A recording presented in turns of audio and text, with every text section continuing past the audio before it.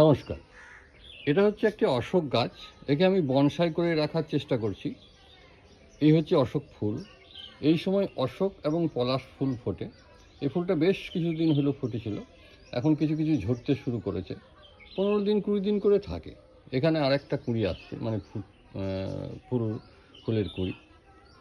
এই অশোক গাছকে বনসাই করে রাখতে গেলে একটু সময়ের জন্য অপেক্ষা করতে হয়, কারণ এদের বৃদ্ধির হার খুব কম। প্রথমে লম্বা হয়ে যাওয়া গাছটাকে একটা কেটে দিতে হয় বিশেষ জায়গায়, যেমন সাইজ করবেন।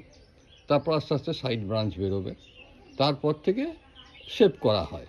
আমি প্রুনিংয়ের মাধ্যমেই বনসাই করি। আমি বেশিরভাগ ক্ষেত্রে ওয়েরিং করি, তবে কম। এটার মধ্যে ওয়েরিং করিনি। এর গোড়াটা খুব সুন্দর। বনসাই সয়েল ব্যবহার করেছি। এদের নিয়মিত জল দিয়ে যেতে হবে, খাবার তেমন কিছু লাগে না। ধন্যবাদ।